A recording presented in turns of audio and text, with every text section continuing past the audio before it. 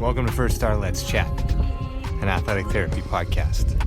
I'm your host, James Gardner, certified athletic therapist, certified strength and conditioning specialist, yoga instructor, human being.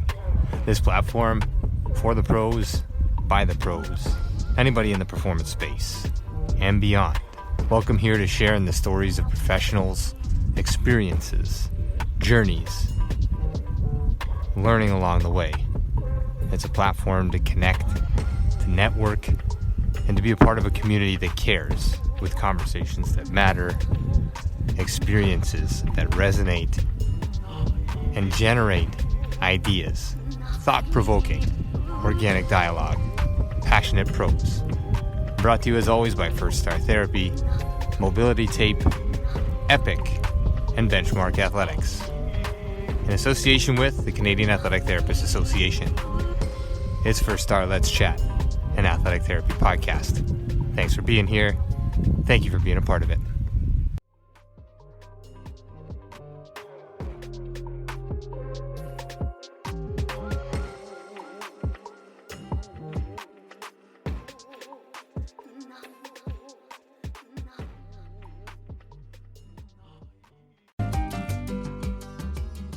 If you're coming in with that collaborative mindset and not just, well, we do it this way and these are the standards and everything should be done this way, it can go a lot smoother, I would say. And you can also learn from others that way as well, being open to what works for them or why those aren't their standards or what have you. So I think it goes not just for the student realm, but... Welcome to the NATA Cast, the official podcast of the National Athletic Trainers Association.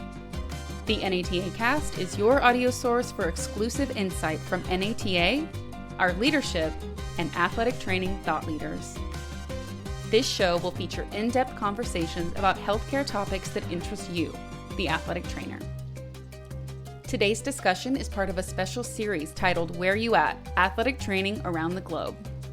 This series will dive deeper into the role of the NATA International Committee and their dedication to globalizing the profession of athletic training. All right, welcome back to Where You At? The NATA Cast. This is part 3. Today we'll be talking about short-term international work and options for international opportunities. 2 well-established guests. So read their bios, let them say hi, and then they'll take us away into the world of international experience and where we can find all of these opportunities. Meghan McKay began her international career in 2010 working with the men's Wales national lacrosse team and remains a medical consultant with the team. She traveled to several world and European championship tournaments as the team athletic trainer. She also worked domestically with USA Rugby's men's 15s from 2016 to 2022, and domestically and internationally with the women's 15s program for their pre-World Cup tours in 2022. She is currently a senior athletic trainer at Baylor College of Medicine, head of medical at Houston SaberCats Rugby, a founding franchise of Major League Rugby, and an adjunct faculty at Lebanon Valley College in Pennsylvania for the MAT program. She joined the NATA International Committee in 2017 and became the CATA Liaison in early 2021. Her husband being from Newfoundland, and their daughter is now a dual citizen. She is currently applying for certification in Canada through the international arrangement. Obviously, lots of crossover there to lots of different places across the world. Meghan, welcome aboard. Let you say hi, and I'm sure we'll have lots to talk about here. Hey, thanks so much for having me. All right, look forward to jumping into all of those things. I'm up in Canada hosting this as part of the CATA. You're down there joining the CATA, being a liaison to the CATA, so lots to go off of there. Our next guest, Rick Griffin. In 1983, he was named the Mariners' head athletic trainer and served in that capacity for 35 years until 2016. He was given the title of Mariners Athletic Trainer Emeritus for the next 3 years, overseeing the medical aspects of the Major League Baseball draft for the Mariners until his retirement in 2019. The Al Moose Clausen Community Service Award was conferred upon him in 2018, and in 1999, he was awarded the Professional Baseball Athletic Trainers Society Award. Rick has made 25 trips to Japan with Major League Baseball teams and has been an advisor to Japanese teams and trainers in Japan over the last 3 decades. He's also served as a trainer at an all-star game in each of the last 4 decades. A wealth of experience and knowledge, Rick continues to contribute to the AT profession globally through numerous channels. Rick, welcome aboard the NATA Cast, part 3 here. Great to see you again, and very happy to be here. Awesome. Obviously, some great bios. You guys have been a lot of places. I don't want to direct this in any way other than Meghan. Maybe we'll start with you. Lacrosse and rugby, not the most mainstream sports in the U.S., but you did them abroad and you've done them in lots of places. Let's start there. Where did the interest or where did the opportunity start in those two sports for you? I grew up with a Welsh grandparent in my household, so he was kind of like a third parent. So my love for Welsh rugby started there, watching as a fan. I watched a little bit of cricket. I forgot the rules at this stage, but kind of grew up watching non-traditional sports in the US, I guess. And then my little brother actually was playing collegiate lacrosse. I was already out of school. And he went through the process to try out for the Wales national team because of our heritage. My dad's a talker, and through that process, they found out what I did for a living and asked me to come on. And so my dad helped me buy a plane ticket over to Manchester, England, and showed up, a couple days before their world championship started. So that's kind of how I got into that. And then, being back here in the States, I got an opportunity to start working with USA Rugby when I started my job at Baylor 9 years ago. Became World Rugby medical certified there and started working with them for their home matches that they had here in Texas as part of the America Rugby Challenge. So I worked alongside Matchday Doc for that. And that's kind of how I got my toe in the rugby water.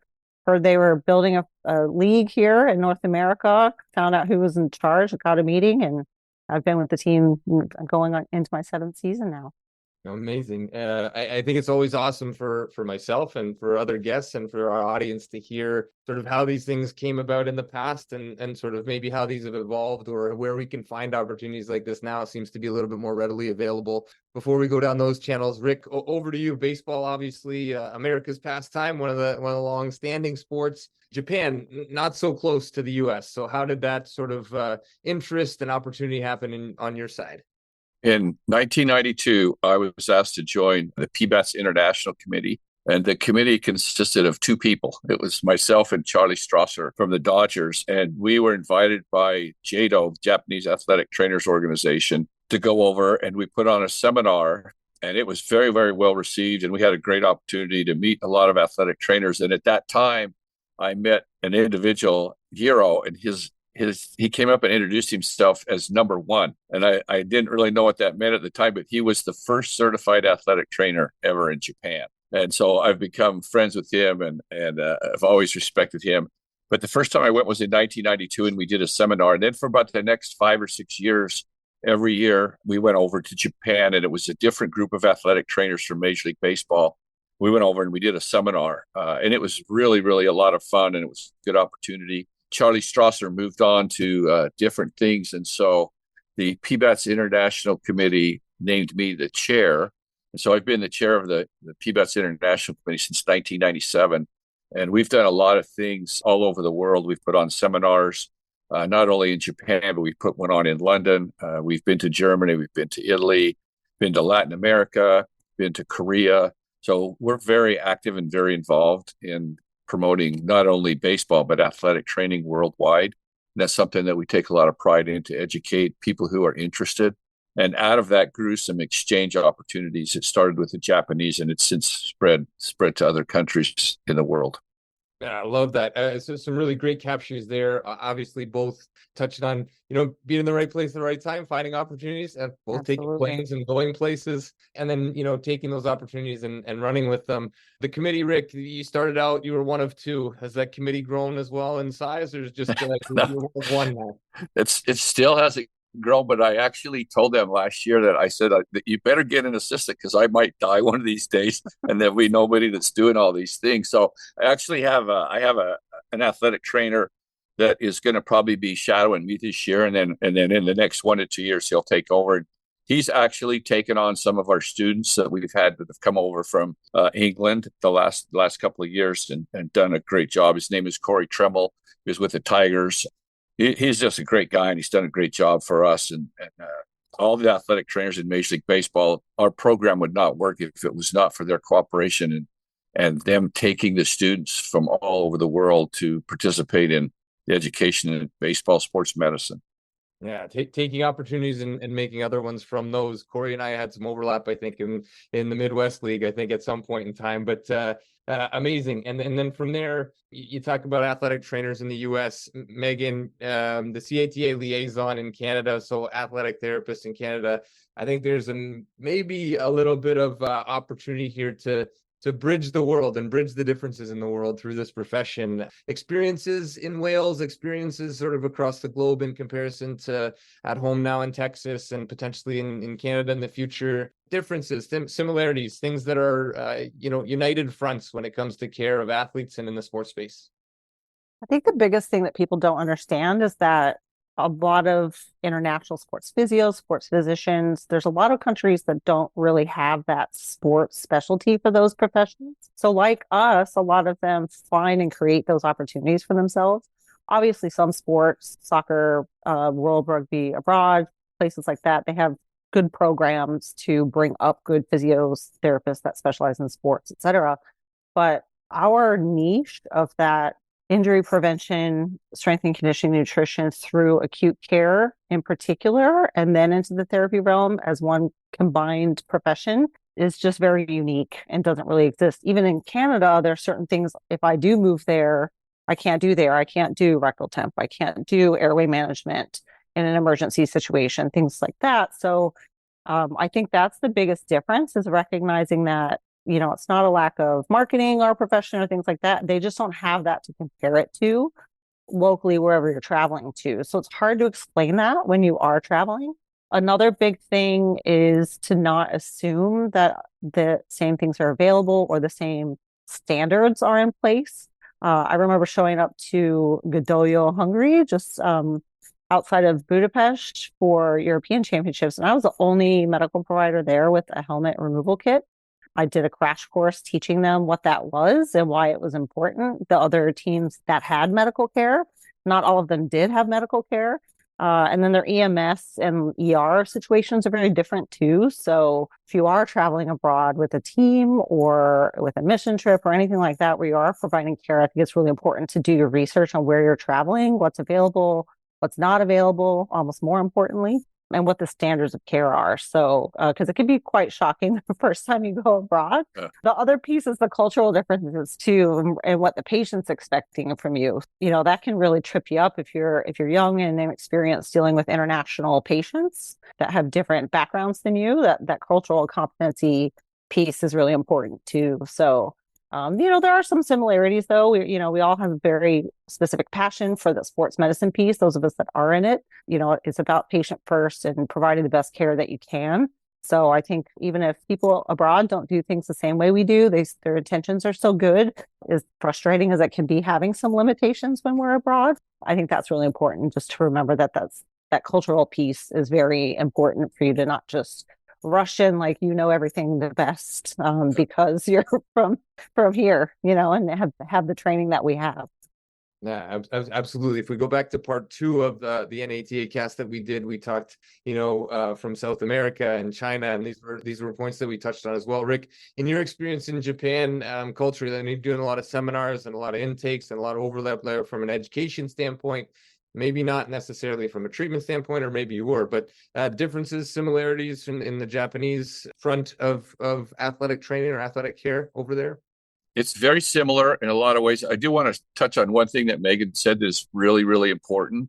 If you travel abroad, you don't want to go in blazing and act like you know everything and that this is the only way you're supposed to do it because we do it this way in the United States. If you do that, that's a bad mistake. So you need to go in and share everything that you possibly can and give them opportunities to ask questions. Particularly the Japanese are so thirsty for knowledge.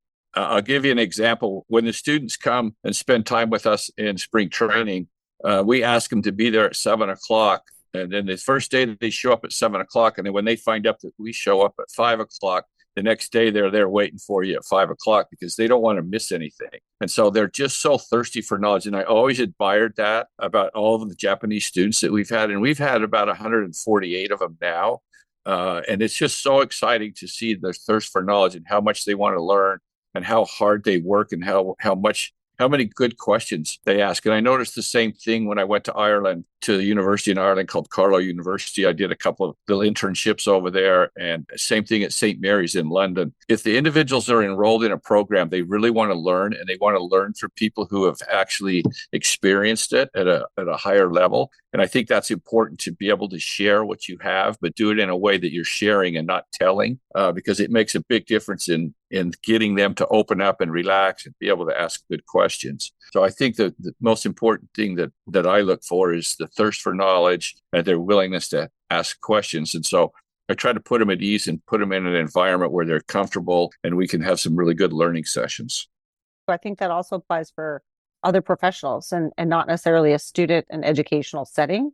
So I mentioned doing that helmet removal impromptu session at Euros, and there were physiotherapists, massage therapists, there were team physicians that were present for that. And that was something I said, hey, raise a hands who has, medical providers here with your team in a manager's meeting. And it was about half of them. So then we created our own little medical meeting because they didn't have one for the tournament.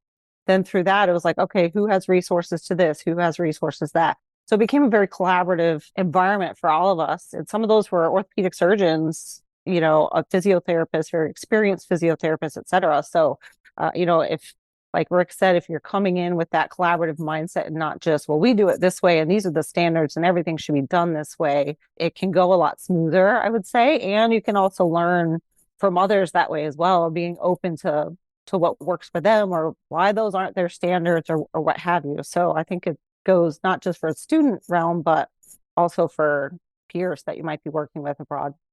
Sure. Building bridges and not putting up roadblocks. I think it's a great lesson for all of us in our spaces, whether, we're working with other professionals or students or, just trying to figure things out as it comes to sort of international opportunities, even here, listening to very experienced people doing things that have done things. And then, Meghan, you're on the NATA International Committee, have been since 2017, took on the role of CATA Liaison. I'm not sure how that works, but in early 2021. So wherever you want to take that in terms of your interest to be a part of the international committee, what does that mean? What is that commitment on your side? And then the liaison part, I think that's amazing that we have people in the US that are liaising to Canada and these types of things. Like, how does that work, just for our audiences to get a little bit of clarity on the committee and then your role?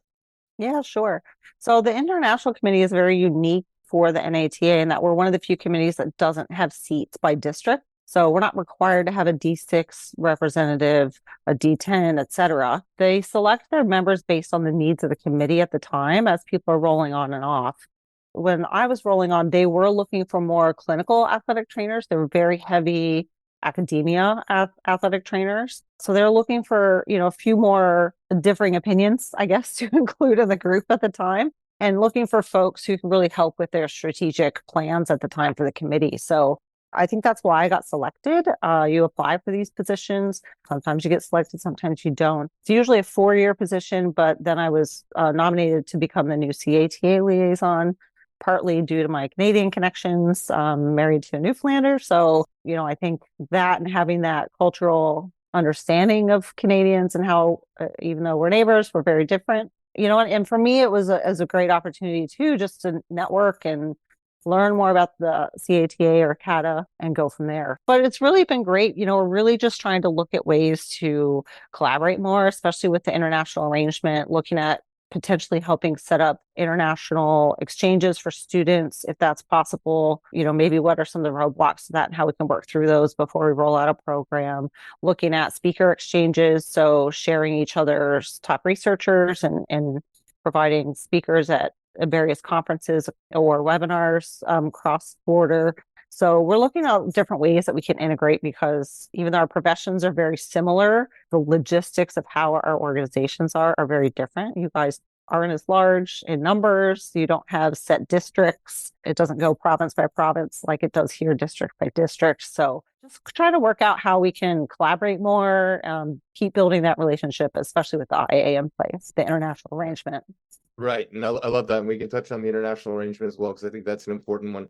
Obviously, love the idea of exchanging speakers and guests. And, a lot of our listeners obviously through the NATA are US based or global based. I'm up here in Canada as part of the CATA. Our national conference, or our CATA conference, is in May this year in Canada's capital, which is Ottawa. So if anybody's interested in coming up there, most of the ice should be melted by May, but we have that. And then obviously the NATA conferences in the US and World Congress from a WFAT standpoint. So lots of opportunities here to sort of get connected, see each other, talk about great things, listen to other people that are doing amazing things across the globe. And regardless of scope of practice, people are driven to be change makers in these roles and doing really great work, whether that's field coverage or clinical coverage or a hybrid role or in medicine or in the industrial space. So really great opportunities. Rick, over to you with the international side of things. PBATS, the International Committee. Where did your interest start in that? Like it's not, baseball, obviously heavy global sport, but when did you first get the idea or the interest to do something international with baseball and PBATS? And let me second that with PBATS is obviously Professional Baseball Athletic Trainer Society. Is it baseball only? Are you welcoming sort of people that want to learn from the expertise that you have, et cetera, and so on? Yeah, I'll make sure to get to that second part, because that's really crucial to what we're trying to do. I'm a liaison like Meghan. That's how come Meghan and I know each other. I've been on the international committee. And Meghan, you can go ahead and stay on for another 4 years, because I think I'm going to break the record. I've been the liaison since 1998. So I think it's okay to stay on another 4 years if you'd like. I don't think I'll break that record.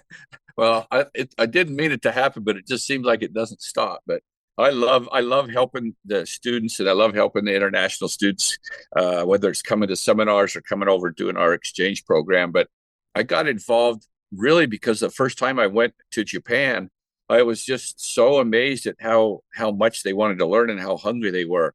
And so that's why I went back 5 or 6 years in a row and did the seminars over there. And then I started to work with a company over there called Major League Trainers, Inc., which is a kind of a little bit of a spoof on Major League Baseball, but they call themselves Major Trainers, Inc., and they hire athletic trainers in Japan. They work with entertainers and athletes. And then when Japanese players started to come to the United States, then this company would send an athletic trainer with them. And I had one of those athletic trainers come over, and he was phenomenal. And it really exposed me and opened up my eyes to working with the Eastern style, the baseball style in Japan, and our players using massage more, using acupuncture more, using stretching more. And so I ended up hiring this athletic trainer when the player went back to Japan, and he stayed with me for 4 years. And then when he left, and I hired another individual from Japan for 9 years, and then he left and I hired another one for 4 more. So we were so lucky to have that important aspect of acupuncture and massage and his knowledge to be able to help us. And all these individuals had worked in Japan for a long time with the baseball team. So I just really enjoyed the opportunity to exchange the ideas and learn about the different ways of treating athletes, even though I'm in the United States working with the top baseball players in the world. To be able to learn something every time and every visit to Japan was really good. And then I was able to go to Ireland, and I got off the plane in Ireland, and I was picked up by Mary Dowling, who is the clinical professor at Carlow Institute in Carlow, and she took me to the National College hurling match. So I didn't even know what hurling was, but I'm standing on the sidelines watching this national championship of hurling match.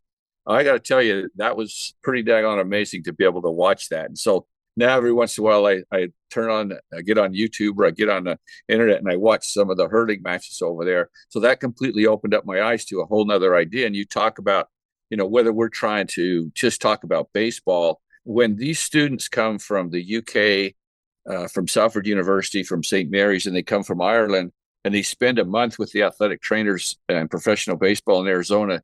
It is amazing how much they learn in 1 month. And then they go back to their countries, because they don't learn a lot about upper extremity injuries in those countries, because the majority of the injuries are lower body injuries, because most of the sports are not upper extremity. And one of the students went back one year, and she was in a class she went over to Scotland to get her physio degree. And the professor kind of just ran through the upper extremity, and she raised her hand and she goes, well, how come we're not talking about upper extremity injuries very much? And he said, well, we don't really see a lot of those. And there's really not a need. And she said, well, I just did a program in the United States, and there's a lot of things that you need to be able to do upper and lower body that go together. And he said, well, if you feel that strongly, then you can come up and teach a little bit. And so for about 10 days, he had her teach everything that she learned over there. And that really made me feel great that she had gone back over and she had taught at the master's program at the university in Scotland. And now she's a physio in Ireland. And we've talked about the mutual agreement now with the countries in Ireland and the UK with us. It's called Bazarat in the UK and RD in Ireland. And we've done a lot of things in professional baseball with PBATS between those two countries. We've had over 100 students between those countries come and do exchange programs with us. So it's exciting times to be able to participate in those. Yeah, and the bridges go two ways. The teacher becomes the student becomes the teacher, and sometimes you're just doing all of it all at one time. There is one Japanese player, I think, that's a big fish out of water right now, looking for a spot to land. So lots of buzz about that up here in I'm in the Toronto area. So who knows? Maybe it'll be a Blue Jay, maybe not. But that's one of the rumored teams.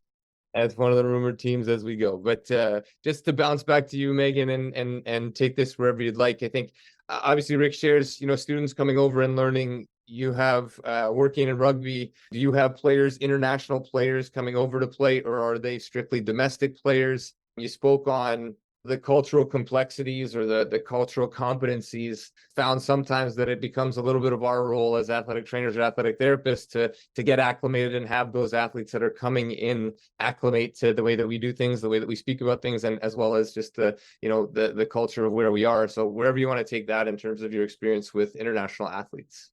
Yeah, that's huge. I mean, even when going abroad, I found it very interesting because they were just blown away by my strapping or taping techniques and how quickly and fast and pretty they look compared to, I don't want to knock physios across the globe, but that they don't really work very much on that in their schooling. So the first time I went over, they were just like blown away at all the things that I could tape and how efficient I was at it. But then they also got frustrated that I didn't do as much manual therapy because they are used to that a lot more. So then bringing it back with international athletes coming here, which we do have a lot in USA Rugby still. We have a lot of domestic players. But I think at one point, my team, I don't remember what season it was, 2 or 3, we had 15 different nations represented on our squad. So it can be very diverse working environment, which can be really fun, but can also be very frustrating at times. So it's really tricky, and it really depends on the culture and the person you're dealing with. It might not be a cultural difference, more of a personality thing, just like anyone else. So navigating through that, and which it is, I think is really important as well. But communication's really key for that. You can't win them all. Sometimes they're just not going to get on board. They're not going to assimilate to the way that we do things. They're going to have certain expectations that maybe you can't meet. But for the most part, if you're communicating with them and you're letting them know, okay, so with my players, for example, I'll try to sit down with them and ask them, like, what are your top 3 expectations of me? What are you used to back home? Like, what are your needs? And then I try to communicate back to them, like, what my expectations are. If the treatment plan's not working, let's sit down and talk about it. Don't just go to the coach and tell them, oh, Megan's not doing anything or blah, blah, blah. Let's talk about it and figure out why, and let's get to a solution so we're working together in the same direction. That can be really tricky. Sometimes language barrier can be an issue too, even if they're English speaking. Sometimes they take our language very, very literal, and you can offend quite quickly if you're using a word that maybe has a negative tone literally, but you're saying it in a joking way. So I think that kind of stuff is really important to consider as well. If you're not quite getting through to somebody, maybe sit down and talk about some of the language things. But yeah, in general, I find overseas, they're much more manual therapy based, as Rick touched on with Jado and the Japanese athletic trainers. That expectation I've found to be global. Every person I've worked with from any country, they have this hands-on one-on-one treatment mentality. So the mass group of treatments for an hour before practice where you're running through 15 different people in an hour, sometimes they don't respond well to that because they think that you're just not paying attention to them. When really in our heads, we know Joe's over there in the corner doing his shoulder prep, John's on the bike, Veronique's over there doing a stretching program, Tommy's on heat, like whatever, and I'm working on so-and-so right now. Like they don't understand that we are working with all of them at once sometimes. Yeah. So there's a wide range of things. I could go on all day just about this kind of stuff. So I'll stop boring you guys with that. But really, for me, the number one thing is communicating upfront about that and letting them know that there are going to be some differences, but we've got to work through those. And we're on the same team. We're on the same page. We have the same goals for you, and that's to be at top performance and health. So how we get there is important. And then working with them on what they're used to, also being open to different things. Even if you think they're the wildest thing you've ever heard. I had a Fijian literally fly home on a break, go to some mountain man and had like leaves or something applied and came back and was like healed. And how do I, as an athletic trainer, navigate that, right? Like I still have a whole treatment plan I want to get through, but he's healed now. So how do you navigate those kinds of things? It's important to respect what their expectations are as well, while still achieving your goals for the patient. So I don't know if I went way too long there, but it's a big topic. No, not at all. Megan, that's really true what you said about the manual therapy. The first time I went to Ireland, I went to all of the classes that the students were taking, and the teachers were phenomenal. And then during the day, all the students had to rotate through a clinical setting, and they were all learning how to do manual therapy, MAT, ART. They're doing manual therapy, massage, pressure points, trigger points, cupping. They didn't know about Graston. I showed them that. And then, like you said about taping, they don't spend a lot of time on taping. And at that time, I had just finished up a couple of kinesio taping classes. And so I actually took some kinesio tape over there with me, and I showed them all that kinesio taping technique. And like you said, they just went crazy because they wanted to learn how to tape. And same thing, they get very frustrated because they want it to look as pretty as what you do. And no way is that happening the first time they tape an ankle. It's not happening. But that's true though, that they really are heavily involved in manual therapy. And it's a good thing, because that's something when they come over and you spend time with them, that's something they can share with you and you can learn from them. And I think that's always good when you can mutually learn. Absolutely. Yeah. My athletes would rather have that lay on the table and get some, even if it's painful manual therapy, they'd rather have that than me tell them to do some rehab and like preventative work or, stabilizing work. Yeah, you're right. They want to lay on the table. They don't want to get up around the gym and do the work. So yeah, it's definitely, that's been a bigger adjustment, is that level of expectation and that scale tips towards the manual therapy is a big one. Yeah. Great talking points. And perhaps, PBATS and the International Committee will head to Fiji to meet the mountain man and learn about the leaves. I think it's unbelievable to have the international experience, to go abroad, or to have athletes come in and to be, as a practitioner, not so rigid in your ways that you can't be open to listening and to learning that and to hearing how things are done differently. Because the reality of what we do is we don't have all the answers. We do have a way of doing things, but if that can sometimes also be a roadblock in getting people better or helping people if we can't get out of our own way, as the way that we do things. So really cool opportunities and really great shares, international experiences here. Meghan, let's just switch gears to the international arrangement. We've talked about a lot of arrangements that happen internationally. You are currently applying for certification in Canada. I think that's still going on through the international arrangement. The international arrangement being an agreement, a set of rules in between different countries, allowing the challenging of exams based on current certification. However you want to run with an explanation on that. And if you need help on the CATA side, you got a friend north of the border here. I don't know that I help or hinder, but fire away. No, great. Yeah. So the international arrangements, just like you described it, Rick mentioned already in Ireland, the BASRAT in the UK, CATA or CATA in Canada, and us with BOC are in an international arrangement that we're basically recognize each other's education and basic credentialing and how that is and how it compares to each other. And so they recognize that. So what the process is, if you want to go any which way in those groups, whether you're going from the US to any of those other countries or vice versa, it's an independent company that you have to submit a lot of documents to.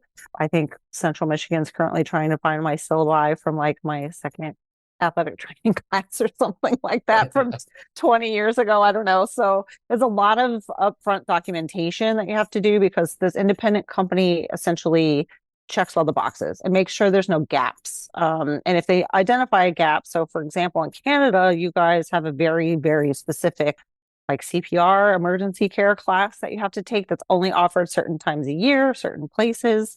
And so that's a gap that they identify that once, I'd go sit for the exam, et cetera, I'd have to get that within a certain amount of time of relocating to Canada. That's just one example. So once they certify all your paperwork, then the organization you're applying to gets your application completed, and then they walk you through the process of sitting for that board exam. So I'm in the very infant stages of this. I just had my driver's license, passport notarized to send in. Currently got my schools from 20 years ago, trying to hunt down documents from there, and getting my transcript sent in. But once they get through that process, then I'll be able to sit for the exam in Canada. So if I ever do relocate with my family, then I'd have a little bit more opportunity to find work, get a work visa, things like that if I'm already certified. Certainly. And then again, another great capture for the audience, but Canada, the US, across the globe on. And although a fairly drawn out process as it currently stands, there is this thing in place now that allows for this to happen, it is definitely a move in the right direction. Absolutely. Rick, in terms of Rick, in terms of your understanding of the international arrangement, I'm not sure how aware you are of it, or if you have opinions on it, or how it works. But I know we saw each other in Israel back in the spring. The next World Congress is in Ireland, I believe, in the fall of 2025 in Dublin. Right. So again, no plugs here, but I think for people to be aware of international opportunities to meet therapists and to potentially overlap with Meghan, with Rick, with people of your stature that have been doing this for so long and continue to support the profession. Really great opportunity. So Rick, maybe not the international arrangement per se, but your experiences sort of through those international conferences, maybe outside of Japan as well, for the last couple of years.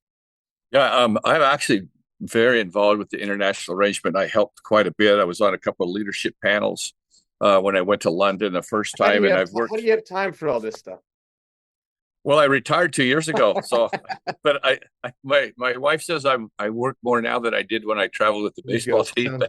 But it was very interesting to get involved with Bazarat and Artie, and I'm really happy now that once they pass their own certification in their country, then they are eligible now to sit for our exam, our BOC exam. And I actually had one of our students that did an internship. When she went back to Ireland, she passed theirs, and then she took our test and she passed our test. So that was a really cool thing for me to hear from her. And then that's happened quite a few times in Japan when we've had the students come in, and then they've taken our certification and passed the test. But it's really important that you step out on a little bit of a ledge and you try to do something. And I wanted to mention a couple of conferences that are coming up. The IOC International Olympic Committee is having a conference in Monaco. And I was just down in the south of France on a bike trip, and they were actually, Meghan, they were having the World Rugby tournament there at the same time. I know. I was, the first night we went out to eat, and we sat in a bar and we watched France beat a country 95-0. And they were going crazy in the bar. And so for the next month, I watched rugby every single night, and it was a blast. But Monaco was right next to the area where we were. And I know that's a great conference to go, and that's in March. There's a conference in Hong Kong.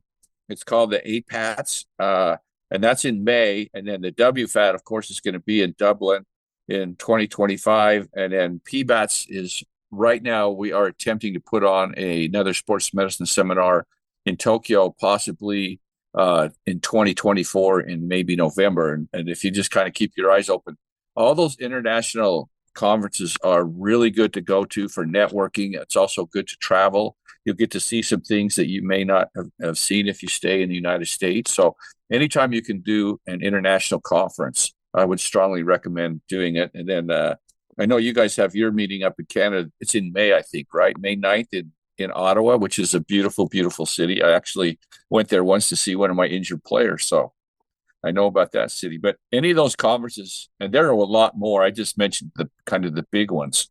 But those conferences are so good. There's conferences in Sweden and Norway, in Italy, Germany. I know there's those conferences. They have international sports medicine conferences. So if you ever get a chance to go to one of those, I would really recommend that you do. Yeah, great capture. And we'll plug all of the World Congress website, CATA conference. Some of these we'll put into the notes for the show here when you're reading up on it as an audience member, or if and when you're revisiting them. Rick, always great to see you. Always great to hear from you. Always so much to offer in terms of your experience and recommendations for those that are listening. Take these words to heart. He's been at it a long time. I don't know too many people that have been in a profession or with an organization for 35 consecutive years. Pretty unbelievable longevity, not only in one sport, but in one organization. So congratulations again on the retirement, on all that you've done and all that you continue to do. It means a lot to all of us. So just wanted to put that one out on the open air. And yeah, from Meghan as well. Meghan, our first time chatting here tonight, and thank you for your time. I'll let the two of you close this out however you want. I'll just plug, the NATA cast. It's been an honor to host this. This is part 3. We're doing one more after this, hosting from up here in Canada, but really trying to do that thing of bridging, this profession across the globe, allowing students in, allowing professionals in, allowing them to walk across the bridge together, and unite, the front in terms of good, solid collaboration globally when it comes to athletic therapy up here in Canada and in Ireland and the UK, athletic training in the US and other parts of the world as well. So Rick, Meghan, I can't thank you enough for your time. It's been great. Truly grateful, humbled to be able to host this and to chat with both of you. I'll leave it for you to say goodnight and take it wherever you want. I'll be quiet from this point forward. Thank you again. Great. Thank you so much, James. I've really enjoyed being on with Rick too. Like you said, he's an amazing athletic trainer, but equally amazing human being. All I'm going to say is kind of touch on at the beginning, you mentioned how we find these opportunities. You got to go find it yourself. A lot of people reach out to us as a committee to find out, how do I go work here? How do I go work there? One, be open to the opportunity. I had no idea I was going to get involved in international lacrosse until my dad called and said, hey, this is an opportunity. I didn't have the money. I was scared. I didn't know the logistics, like legalities, but I just went for it. And it's been a great experience. And it's led to a lot of different avenues that I didn't know were ahead of me in my career when I was that young in my career. So for any of you early professionals out there or those who want to change, just be open to the opportunity. And if you don't have one coming into your lap, go find it for yourself because they're out there. That's great advice. And I would like to thank the International Committee for asking me to be involved. And I'm very happy I got to do it with Meghan, because Meghan's special to me. Her and I have sat in a lot of committee rooms, a lot of meetings and stuff. So to be able to do this with her is great. And one of these times when you come to Seattle, I'll actually be in town so I can come watch you guys. So that would be nice. One thing I'd like to say to the young athletic trainers, and I say this a lot when I speak to college sports medicine programs and high schools, don't be afraid of the word no. If you call up and you try to do something and you hear the word no, don't take that's the end of the world. Then the yes is right around the corner. So don't be afraid of the word no. Keep trying till you hear the yes, and then when you do, take the opportunity and take advantage of it. And don't be afraid to step out a little bit and do something a little different. I grew up in Utah, in a little tiny town, and who would have ever guessed or imagined that I've been able to do the things I've been able to do? And it's just mostly because I'm not afraid of the word no. If I hear no, I'm going to go find a yes. So that's my spiel. Do not be afraid and try to push yourself a little bit. Thanks for tuning in to Where You At, a special international series of the NATA cast. All resources mentioned during this episode can be found in the show notes or at nata.org/podcast. If you'd like to let us know what you thought or even what you want to hear in future episodes, send an email to the natacast@nata.org. And to make sure you never miss an episode, subscribe to the NATA cast wherever you listen to podcasts. Until next time.